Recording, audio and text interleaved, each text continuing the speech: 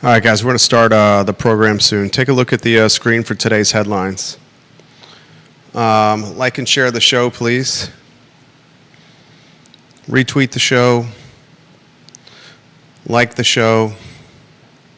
If you could do us the favor, share the show. That would mean the absolute world to us. We on studio camera there or a Market Street cam there, J-Dubs? There goes the Counselor Snook on the Market Street cam. Enjoy seeing the good counselor walking by, friend of the program. I need to reach out to him to get him back on the program. A lot we're going to cover on today's program. A lot we're going to cover indeed, ladies and gentlemen. A 6-year-old brings a loaded handgun to a local elementary school. What, you going to explain that to me, Judah?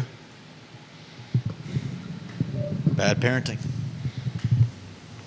Oh, and we're still not in favor of the metal detectors at the door?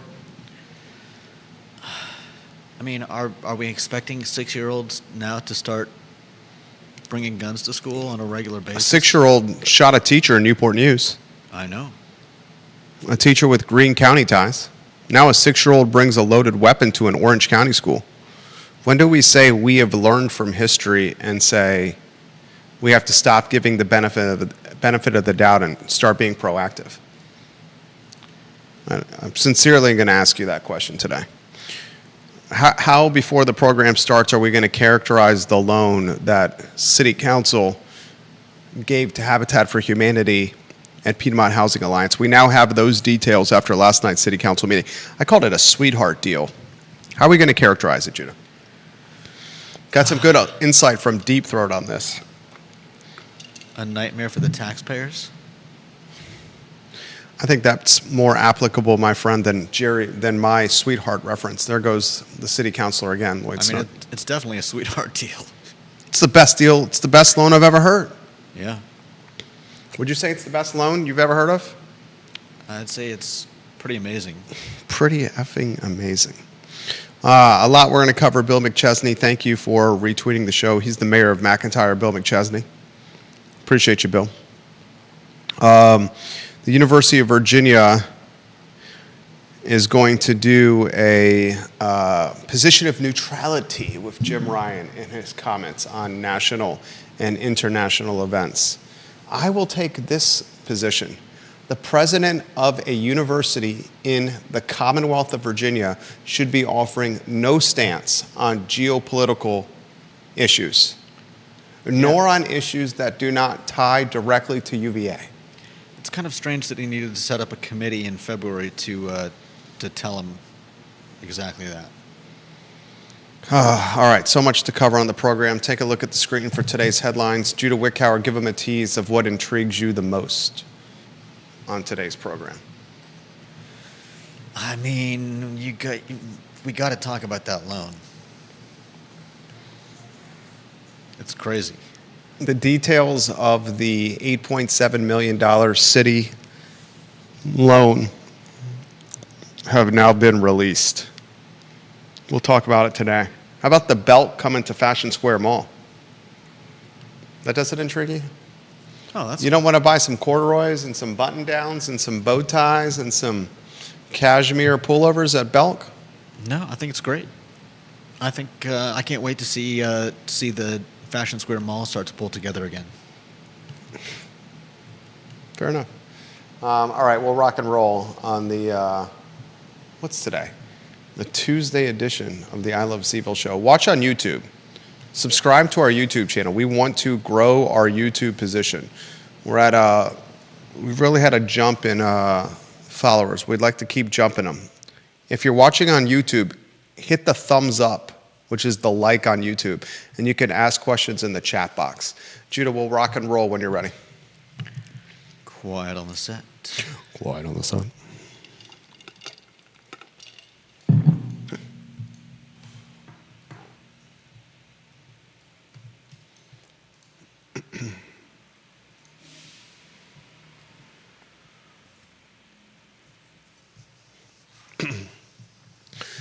Good Tuesday afternoon, guys. I'm Jerry Miller. Thank you kindly for joining us on the I Love CVille show. Today's program, again, loaded with content.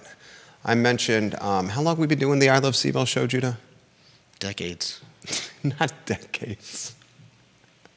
The business is 16 years old, and this did not start it from scratch. We should figure out when the 12:30 to 1:30 I Love CVille show first launched. Yeah. Could I task you with that over the next couple days? Find out when we did our first 12:30 to 1:30 I Love CVille show. Before we did the show on a Monday through Friday, 12:30 to 1:30 basis, almost as if it was the news. Now it is the news of Central Virginia. We would do interviews at random times, remember, in the studio with local thought leaders or politicians. But I'm curious of when we first launched it in 12:30 to 1:30 to capacity. When I made the push to create content on a daily basis at a set time, there was many in the community that said, "You're nuts. How in the HE double hockey sticks are you going to be able to fill an hour every day? It's a small town. We don't have enough content." And I said, "I think you'd be surprised with UVA, with Albemarle, with Charlottesville, and the surrounding jurisdictions. I think the content is there. It just takes someone that is, or a team like we have here that's connected to find the content that's compelling." I feel like we've been doing that. A lot I want to cover on the program. Take a look at the screen, viewers, for the rundown on today's show. A couple of items that did not make the rundown I'll highlight to start the program. I want to give some props to John Shabe, Dr. John Shabe, and Pro Renata. Dr. John Shabe goes from dentist to beer baron, the owner of one of the most significant and fast-growing brands in beer in Central Virginia, Pro Renata. Mm-hmm. Spends nearly $1 million on beer equipment for the old Skipping Rock Brewery. Gets the brewmaster from Basic City to head over to Pro Renata, and now is doing real estate development in downtown Stanton while expanding his Crozet position and a new position in the Shenandoah Valley. Props to Pro Renata and the beer baron, Dr. John Shabe. Last night at the Charlottesville City Council meeting, there was an item on the agenda, Judah, the last item on the agenda, and it was purely marked on the agenda, confidential settlement agreement. Mayor Wade running the meeting. Mayor Wade was late to the meeting yesterday. Yeah. Showed up just in time to vote approval on the loan to Habitat and PHA, a loan we're going to unpack for you. Every developer in Central Virginia, wait till you hear the details of this loan. A loan offered to nonprofit developers, Piedmont Housing Alliance and Habitat for Humanity, the greater Charlottesville area. First, an item that didn't make our rundown. After meeting in closed session, Wade comes back to the dais, tells everyone we have been briefed on this confidential settlement agreement. Brian Pinkston says, "I want to make a motion to move forward," and they vote 5-0 on a confidential settlement agreement with zero explanation. What could be a confidential settlement agreement that they voted on 5-0 yesterday? Offered no transparency, no clarity, and no communication on what they were voting on outside of, on the agenda, it's called confidential settlement agreement. Is this the city attorney? I was wondering the same thing. Is this a payday for the city attorney? Or a payday for whatever the investigation was about. I mean, because he was exonerated. Yeah. He was the city attorney. Are you on a two-shot? No. City attorney was exonerated after what? 3 or 4 months of investigation? They said, "You're clear of it." Then he immediately retires. And then in the meeting right after they say the city attorney is exonerated, after Juan Diego Wade praises his work, the mayor, the city attorney retires, surprisingly. And then the meeting right after this news, council meets in closed session, comes out in public session, votes 5-0 on a confidential settlement agreement. Did the city attorney who just retired get a payday? What would he get a payday for? It could be argued that he already got a payday, a 4-month payday. Payday for sullying his name? You're under investigation for 4 months. You're put on ice. That didn't make him look great. No, but What other confidential settlement agreement could it be? I sincerely ask you, the viewers and listeners, what that confidential settlement agreement could be that happened in closed session last night. who do we know that's aggrieved of the city? It's not Brackney and her lawsuit. I wouldn't think so. Why would they? What confidential settlement agreement happened in closed session last night? And how are they able to do that in such clandestine fashion? And shouldn't we ask the questions, what actually just happened there? 100%. Just like we're going to ask the questions, what just happened with this loan? Do you want to set the stage on this? $8.7 million? I can't believe we're still talking about this mobile home park. I think there was something that I missed the other day. What was it about them rushing this through? There was something I don't think I followed. Something about the.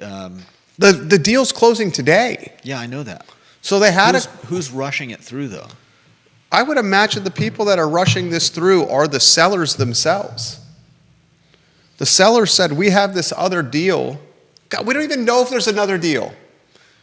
We don't even know if there's another deal. We do know that That's the big thing that's been driving Deep Throat, me crazy. who's watching the program, emailed counsel, and he said, have you seen the other deal?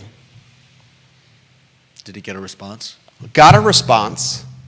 The response he got, the mayor said, I'm not sure what's going on. I need to copy the city manager on this. And then Juan Diego Wade shows up to the meeting late, says, I got emails about, did this other deal actually exist? You watched the city council meeting last night. After Juan Diego Wade on the record says, was there another deal for the mobile home park? Has anyone seen it? Crickets, silence. And then they vote 5-0 to give a loan to Piedmont and Habitat that is the sweetest of sweetheart deals. Mm-hmm. What tickles your fancy of the sweetheart deals? Tom Powell, Bill McChesney, I'm going to get to your comments in a matter of moments. Deep Throat, I'm going to get to your comments in a matter of moments. Viewers and listeners, like and share the show. There's a lot to cover today on the water cooler of Charlottesville in Central Virginia. What tickles your fancy on this deal, on this loan? I mean, I think I probably need someone to unpack I would use it all words for me. forgivable. I can't tell if it almost seems like it's forgivable no matter what happens. I would use words like 40-year term. Mm-hmm. I would use words like no interest. I would use words like Piedmont and Habitat have the city by the short and curlies. Every developer in town should want a deal like this. Every developer. Yeah. And the catbird seat, the true catbird seat, the family that owned the park. So let me see if I've got this straight. If at any point the city does not provide the funds, let's see, the city needs to appropriate additional funds every year for the next 5 years. If the city fails to do this, so this is just a 5-year thing, then PHA Habitat can terminate the agreement and... You're reading Deep Throat's email right there. Yeah. You should read from start to finish. Give the man credit. All right. He says... This is a man who follows counsel inside and out. Mm-hmm. And this is his take on the loan for Carlton. Dude, it's worse than we thought. The loan is 40 years long and forgivable, not just interest-free. Also, city will need to appropriate additional funds every year for the next 5 years. If the city fails to do this, future councils have to vote on future appropriations. That's just the law. Then PHA Habitat can terminate the agreement and not provide any affordable units and pay back the funds already provided, no interest charged. But if they can't realize sufficient proceeds from selling the property, I'm assuming he is referring to PHA and Habitat. Yeah. The They the market units. they don't have to pay back the balance? Effing crazy. Does that mean any balance left over after they've finished building the units? Because Habitat and PHA's payday is selling the market units. But they're not using the 8.7 million to build the units. They're just using the 7 point whatever plus the extra for interest is just for the land, right? Oh, no. I would imagine that is get the projects, acquire the park, start the debt service, and get some of the development going. And then they're going to have to raise some additional funds from grants and other purveyors, other parties. Yeah, but I mean, Okay, is your question, does that 8.7 cover all the development? no. Absolutely not. My understanding is the 8.7 is just for the land. And some of the debt service out of the gates. Yeah, exactly. Yeah, they got to raise hell of a lot more money to build this project. But so if they can't realize sufficient proceeds, so the land's going to be paid for by the city with a loan to PHA Habitat, and then eventually 3 years, or I guess it was what did we find out? 2029 that they're expected to start production. And then finish in the early 2030s. Yeah, and then if they can't make enough money selling the units, they don't have to pay back whatever's left over of a 40-year loan. Of a loan on a 40-year term. What's the difference? Same thing. Just clarifying the term is 40 years. But so let's just say for convenience sake that they finish in 2034. So that's 10 years from now. They'll be 10 years into a whatever. It has to be completed by 2033, December 31. Okay. That's well, one of the caveats. I'm just Let's say saying- they're able to do it. I'm just saying, how much would they have paid off of the loan in 10 years? That's a great question. Out of 40. And then if they can't make enough money selling the units, they don't have to pay any of the rest of the loan back? And I'm not done with the email. So this is an attempt to circumvent the rules on not binding future councils because not appropriating the money puts the city at risk of loss. And I'm not going to read the last line.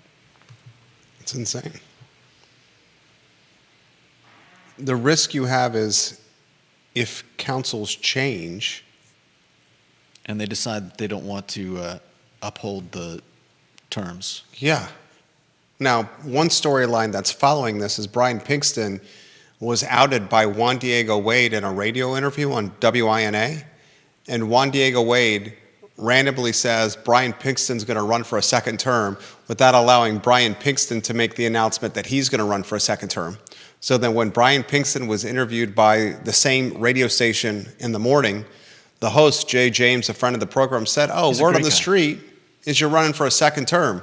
Your mayor said that, Juan Diego Wade, and Brian Pinkston was like, what? I am?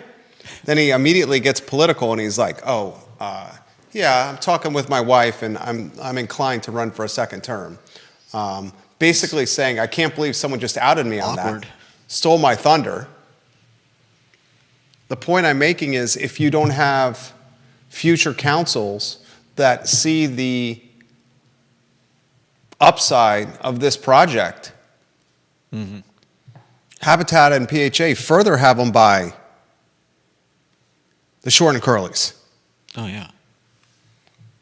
He says, bottom line, PHA and Habitat are not at risk at all if the city falls to appropriate.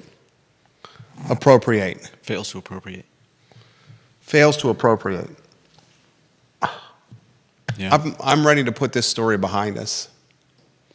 We still have not seen the initial offer. 40 years later. We have not seen the initial offer. No.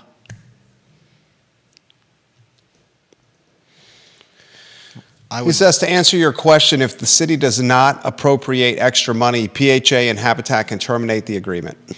They have no obligations to the city other than to repay the loan. If they can't repay the loan and they have to sell the project, they pay back the lesser of the proceeds of sale and the balance of the loan.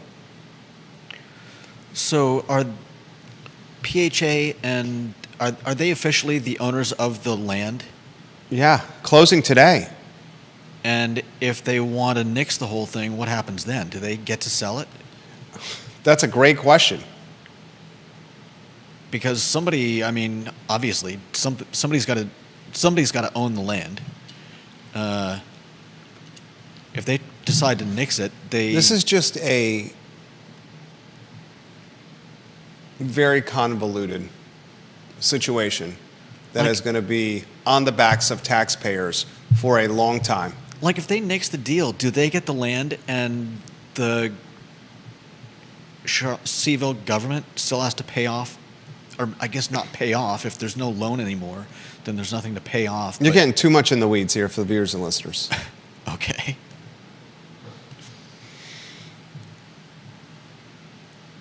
This is what has happened. You have government and nonprofit interfering with the free market. And when that happens, you get Insane sweetheart deals? a muddled landscape. This type of outing does not happen. You don't get 40-year terms. You don't get loan forgiveness, interest forgiveness. When money is offered in a loan capacity, it's the lender that has the leverage, Yeah. not those that are taking the bag. Right. In this scenario, the city doesn't have the leverage. The entity taking the bag has it. And the taxpayers are at the mercy. And a 40-year loan? How about you do a 5-year, 7-year term with a rate that adjusts and performance thresholds in place, like everybody else has to go through? Right. I say I want to stop talking about this.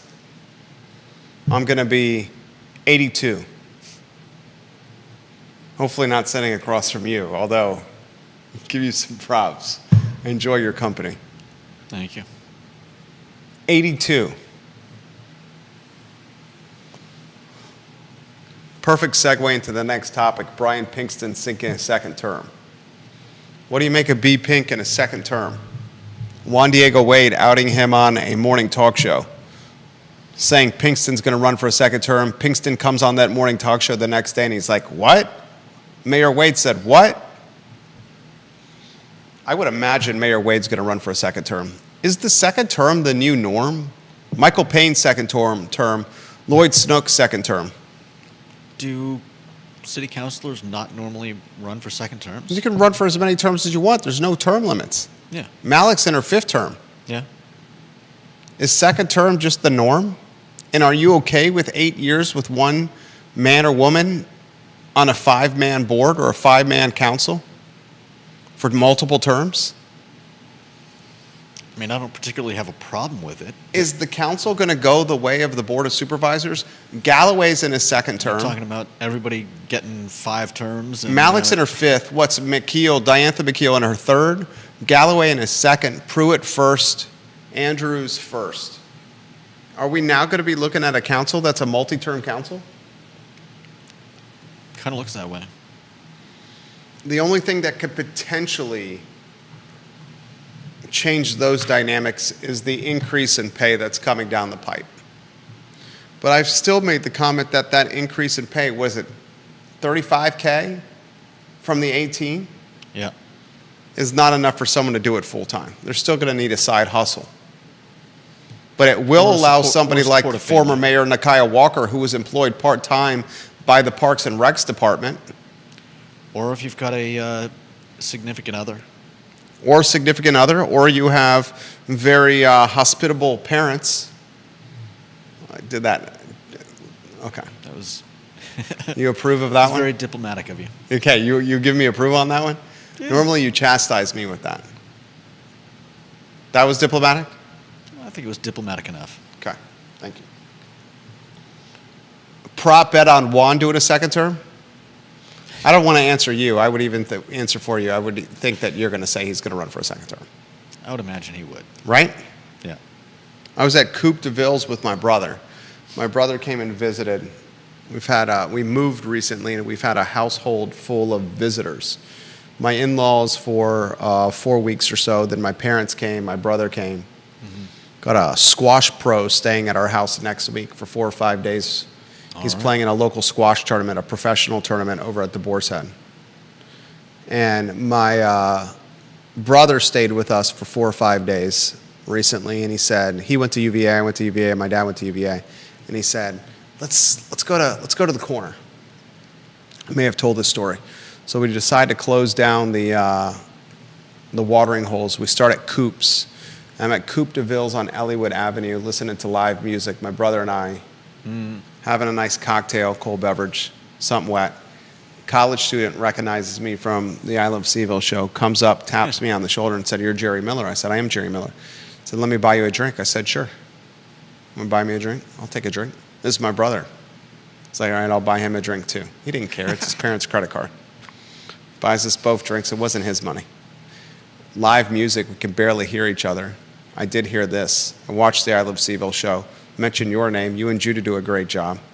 He said, "I want to tell you something about Juan Diego Wade. I know him from church." Oh, yeah. Juan Diego Wade is as good a guy as you can possibly find, and he's been nothing but good for Charlottesville and our community. This is like I would think he's 21. He's at a bar, but who knows? Gives props to the mayor while we're listening to a cover band on the back porch at Coupe de Villes before school starts. I think Juan's done a pretty good job. Surprised why he was late to the meeting yesterday. Showed up just in time to green light the vote, the loan for Habitat, and showed up just in time to green light a 5-0 confidentiality payday. Confidential settlement agreement. I would bet you that bottle of Johnny Walker Black that's sitting on the bar over there, and I add to the bet with a Macallan 12 that confidential settlement agreement has something to do with the city attorney. What else could it be? I can't imagine. Nicole Scrove, local attorney and developer, she asked on Twitter, is this tied to the parking garage in some capacity? Interesting. Mark Brown, the parking czar of Charlottesville, he's got the city. This is another entity that's got the city by the short and curlies. Yeah. PHA and Habitat do with this Carlton situation. Yeah. The Mark Brown, the parking czar, has them by the short and curlies. Would you say Johnny Dewberry does, the extorting emperor of empty lots with the Dewberry Hotel? He's like, "Dude, I'm paying my taxes on this. You can't call blight on me. I'm just going to keep this hotel this way until you give me serious tax breaks to develop it." We know Wendell did with the project on the Rivanna River, right? Mm-hmm. Who else has got the most leverage, you would say, over the city right now? Who's got the most leverage? Does anyone have more? I've talked about this on previous shows. Does anyone have more leverage over the city than Mark Brown, the parking czar? Probably not. Maybe you throw a guy in like Corin, but he does it way more behind the scenes and on the DL. Nonprofits now do. Whether you like it or not, Livable Charlottesville's got some leverage. I mean, they've pushed the NZO through. Yeah. I'm not saying there's a direct correlation with Planning Commissioner Rory Stolzenberg and Lyle Solo Yates in Livable Charlottesville, but they have the same ideologies, almost verbatim. I would bet you that confidentiality, that confidential settlement agreement is the city attorney. Why else would he retire at an age that is not quite retirement? I mean, why would he retire so abruptly after being exonerated? Unless there was a payday to peace out. We clear your name, you get a statement issued by the mayor, clearing you and absolving you, giving you mea culpa, and then give you more money. and the very next council meeting, there's a confidential settlement agreement. I mean, that could be, but what would I mean? And why are other what could people not asking the questions what the confidential I settlement know. agreement is? Why are people not asking questions about the original offer on Carlton? Why are these questions not being asked? Yeah, No, I agree. We're asking them here. why haven't we seen an actual offer, the first offer from Carlton? We are entitled that. You would think. When you don't have media holding government accountable, then this is what you get.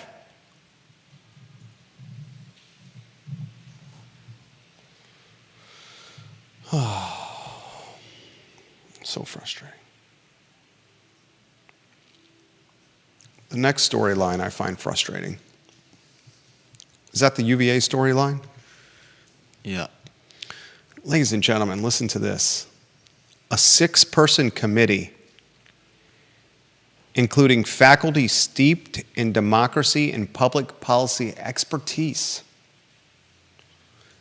has recommended to University of Virginia President Jim Ryan that he only consider issuing commentary and statements on national and international events when those events directly affect the university.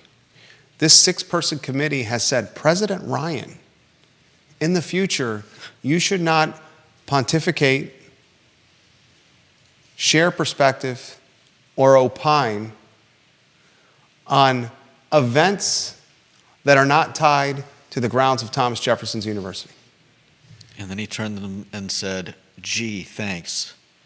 And I say to President Ryan, dude, obviously you shouldn't be doing that. You're the president of UVA. Your take on Gaza, Israel, It's irrelevant. is irrelevant. Just like when folks go into council chambers and demand 5 members on Charlottesville City Council issue a stance on what is happening in Israel and Gaza, it's ridiculous. Yeah. These people make $18,000 and $20,000 a year. They're running a $200 and some million a year budget in Charlottesville. Ryan, if anything, has more of a stance than the counselors, and still Ryan has zilch of a stance. Yeah. Why does it take a 6-person committee to tell President Ryan that you shouldn't offer commentary on global and national turmoil? That seems to be the trend around here of hiring firms to tell you things that I don't know. I mean, you see why Ryan's doing it. He's able to say, well, this 6-person committee said I shouldn't do this. He is a fall guy. It's like when the superintendent of schools, Dr. Matthew Haas, Albemarle County Public Schools, hires a third-party consulting service to help figure out why elementary schools and their students are underperforming with reading and writing and math. He's like, well, we hired them and they told us this is the path that we should take. It insulates them if it backfires. Yeah. They're able to point the finger and say, no, they said to do this. Yeah. It wasn't me. And that's the politics of 2024. There was a time when leaders did not utilize insulation and protection from third parties. They just basically went with their instinct and their gut, and that was leadership. Now leadership is get third parties to cover your tail. Yeah. It's the cancel culture society we live in. Job security. And speaking of potential cancel culture, new headline is at the Jefferson Council. Let's see. Yep. Dude, have you guys seen the Jefferson Council new website? Props to the Jefferson Council. Say what you want about the Jefferson Council. You know they are there. Good, bad, ugly. For the most part, a lot of what the Jefferson Council does, and who have we been emailing in? I can't believe I'm drawing a blank on his name. I'm going right now to my email. We've been emailing with Jefferson Council President Thomas Neal of Baltimore, Maryland.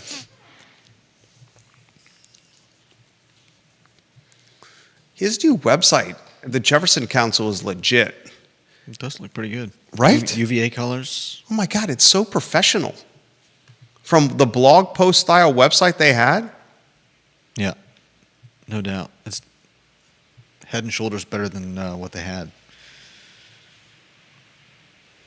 I said, thank you for reaching out, Tom. I appreciate your emails and the insight you shared with me. Frankly, I appreciate the Jefferson Council and the work you are doing. I do not recognize the University of Virginia anymore. The woke minority has overtaken what's best for the center-aisle majority. It's disgusting and demoralizing, especially for someone who dearly loves UVA and who has lived in Charlottesville since his first year at the university in 2000. We should reach out. Did I copy you on that email? I want to forward you that email. See if we can get this gentleman on the show via Skype.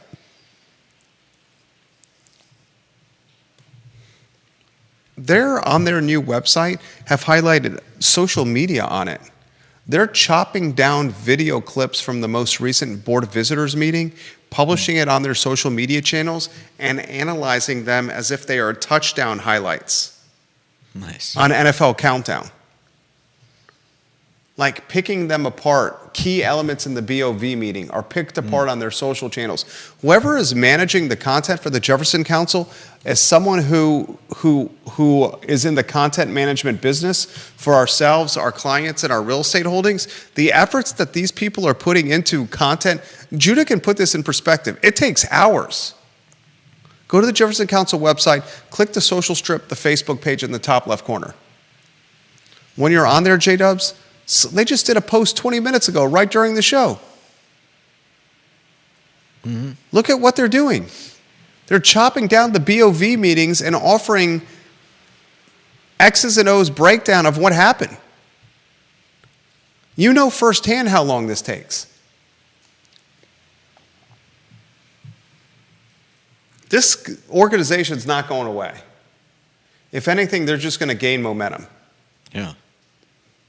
I want to give props to them for a brand new digital platform. I was very impressed. I hope that gets back to Mr. Neal. What's the next headline you got? Next headline is, the 6-year-old. Oh, this one's very disturbing. Neil Williamson, thank you for watching the program. I'm clicking the link you just shared.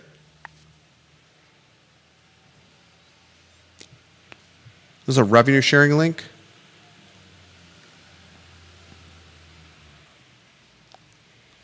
I'll take a look at this, Mr. Williamson. It's in the comment section of my personal Facebook page, a link that a man I trust, Neil Williamson. Tom Powell of the Toy Lift watching the program. A 6-year-old brings a loaded gun to an elementary school in Orange County, Virginia. This in the Daily Progress. My wife and I woke up to this headline this morning. 6-year-old at Orange Elementary found with loaded firearm. The sheriff office said. No injuries to report at the scene, no threats to the school prior to the gun being found. My kid is 6. Our kid. Our kid is 6. Husbands should always say our when it comes to their children. The wife pushed the child out of her body while the husband was there holding her hand and saying, you can do this. She did the work. Our children, our child, our 6-year-old. I will always correct myself with that. Our kid is 6. This is a 6-year-old with a loaded gun on his person in school. Immediate lockdown of the school.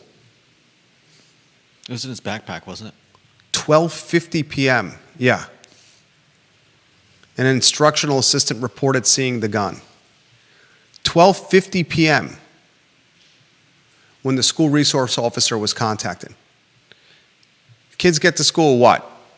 Before 8 a.m.? Just before 8? Ours at 7:40. Every school's different. Call it 8 a.m., just for even numbers.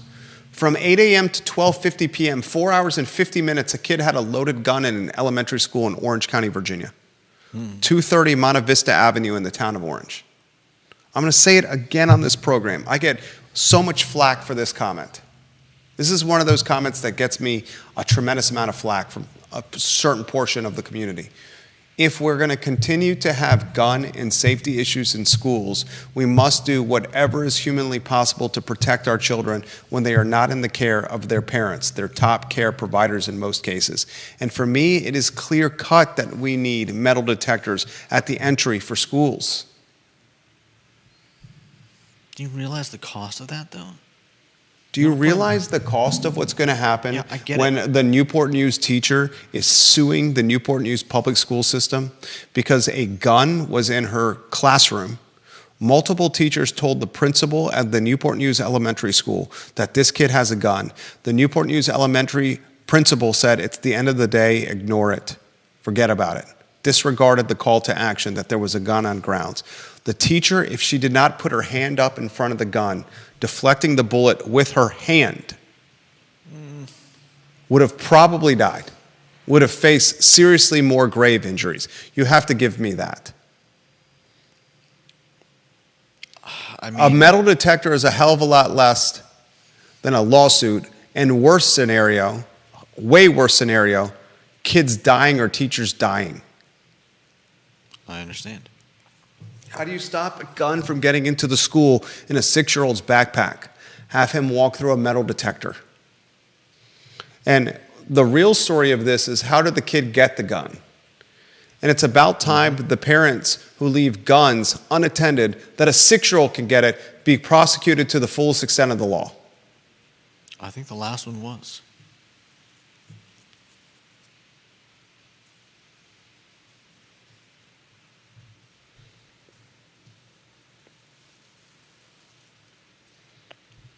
Parents, if you're just hearing about this for the first time, you should be as taken aback about this as I am. Janice Boyce Trevelyan. They reported he arrived late. Thank you, Janice Boyce. She's offering some clarity here. And she was helping him remove things from his backpack. He was just on the scene. Thank God for that. Thank you, Janice Boyce Trevelyan. Thank you for that clarity. I didn't see that in the Daily Progress coverage. How do you feel, Janice Boyce Trevelyan, of students walking through metal detectors at schools? How about you, Vanessa?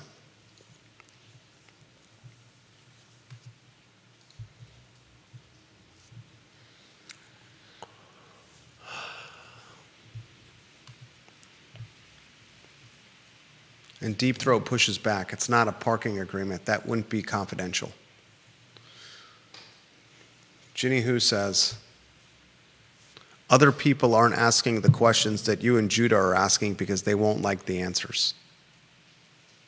And she said, did you see a student at a Virginia Beach Catholic school saw another student had a bullet and he got the same amount of suspension because he did not report it in a timely manner according to the school? A student at a Virginia Beach Catholic school saw another student had a bullet, and he got the same amount of suspension because he did not report it in a timely fashion. How do they know he knew? And she says this, all that does is discourage students from reporting what they see. Yeah, exactly. That's a terrible policy. You want to break that down for the viewers and listeners? Yeah, I didn't understand it fully. I thought it was... I was wondering how they knew that the other kid knew about the bullet, and apparently the student that reported another student having a bullet was given the same punishment as the kid with the bullet because they thought he took too long to tell them. Yeah. That's absurd. Absurd. Call my friend on the phone, hey, let's bring... And I'm not even going to go there, but that's just crazy. She's 100% right. You're just going to train kids to not report it. Why would I report something if there's a possibility the school is going to punish me because they feel I took too long? Janice Boyce Trevelyan offering more color to the story. The Orange County Sheriff's Department reported additional information about the kid's arrival late to school, and she thinks it's a great idea for kids to walk through metal detectors, as do I. As do I. And I don't think it's a bad idea. The problem is we can't talk about curbing government spending on one hand and then talk about equipping every single school in the United States of America with metal detectors. The metal detector is a lot less costly than a lawsuit associated with gun violence and way less damaging than gun violence yielding loss of life or lives. Okay. It's still happening. It's still happening. Ginny Hu says they outed the whistleblower to the entire school community as well. Oh. Insane. You want to get someone killed in prison? Outing the why? Insane. Right? Yeah. I can't comprehend what was going through the heads of people in charge when they thought any of that was a good idea.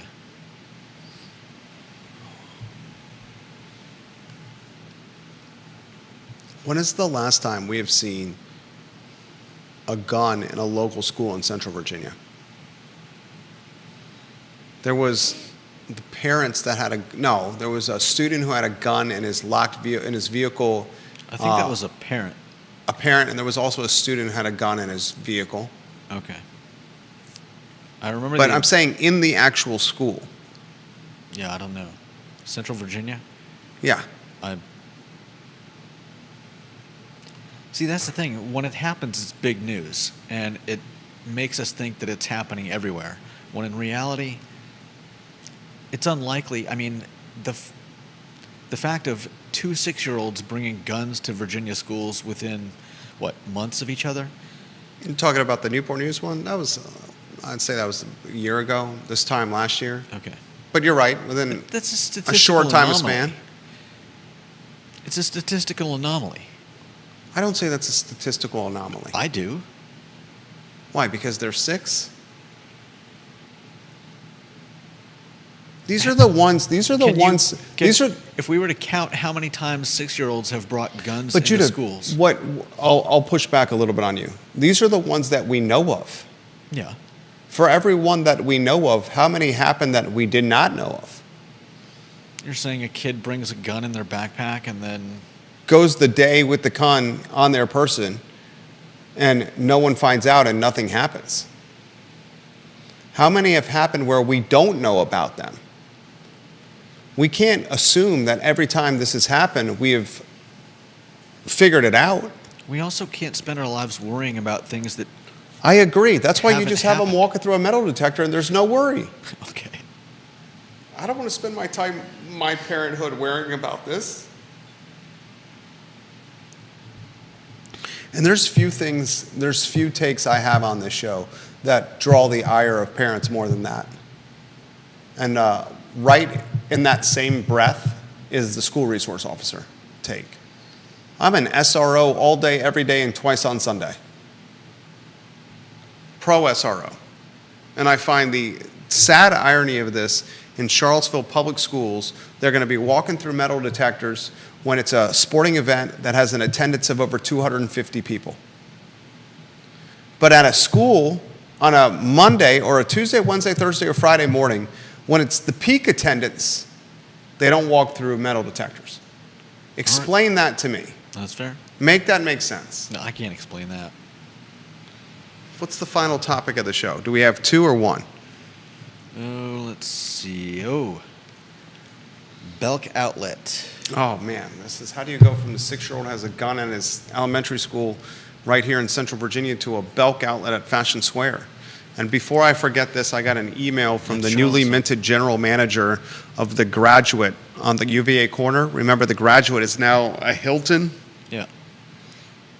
and they have completed the rebranding. Eric McMartin, the general manager, drops me an email and says, "Good morning, Jerry. We at Graduate Charlottesville are now Graduate by Hilton Charlottesville. I am providing the attached press release and hope you can disseminate this through your channels and to your viewers and listeners. Jerry, I am also interested in an in-person interview, if possible, to speak more about how this exciting news impacts our local community. Thank you for your consideration, and please advise if I can help answer any additional questions at this time. Love the show. Regards, Eric McMartin, GM."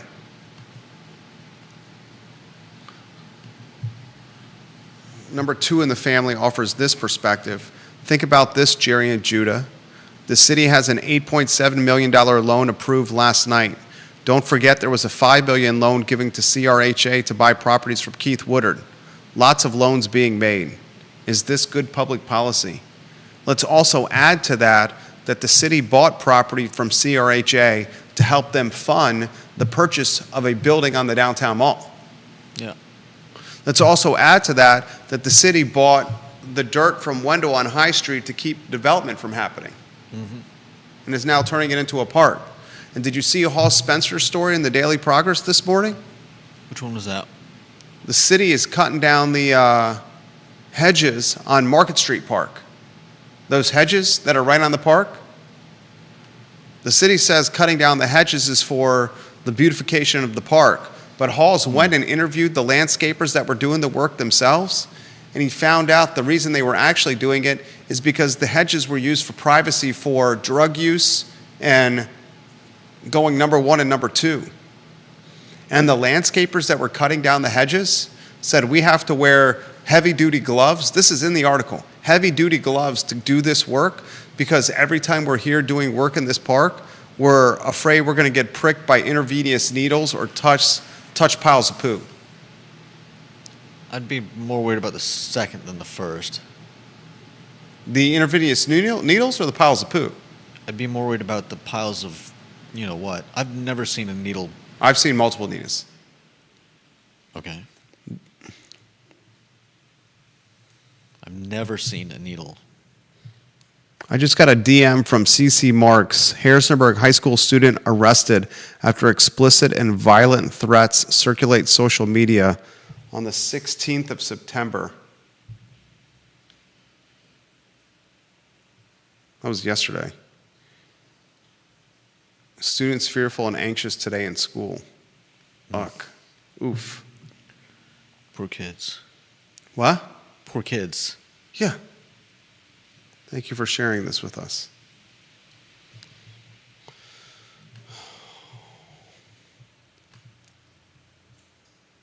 Let's talk about cashmere and last year's model of Jimmy shoes coming to the Belk outlet at Fashion Square now. Love that song. Which song? Cashmere.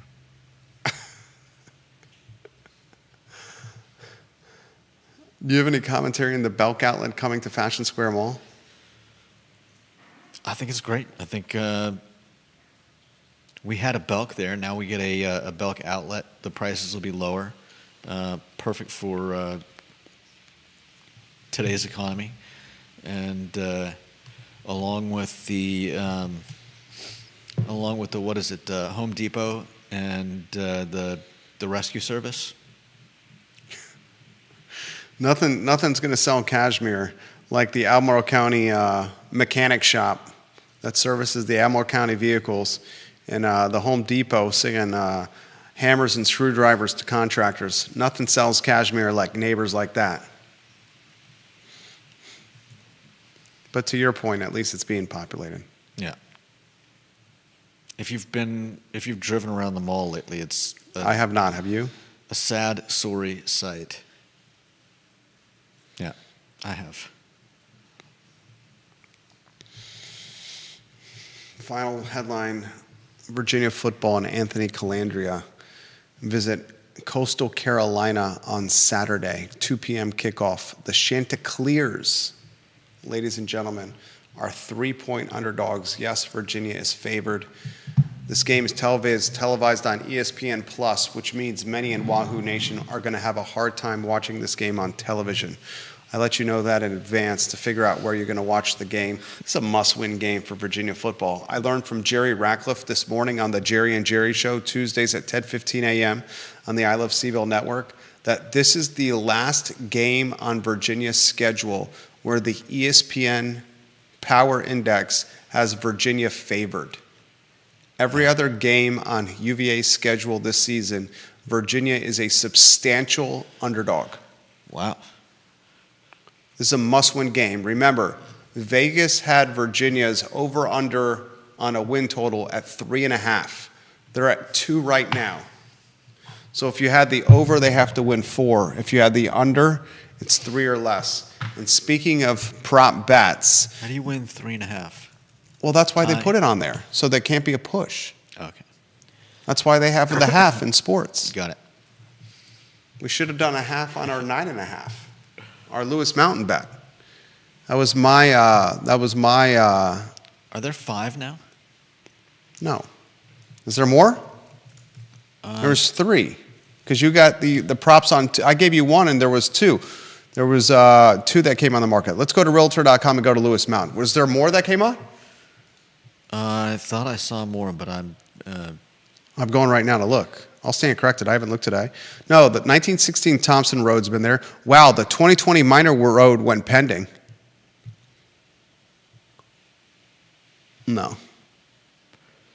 There's only 1 that's active right now, and that's the 1,995,000 ask.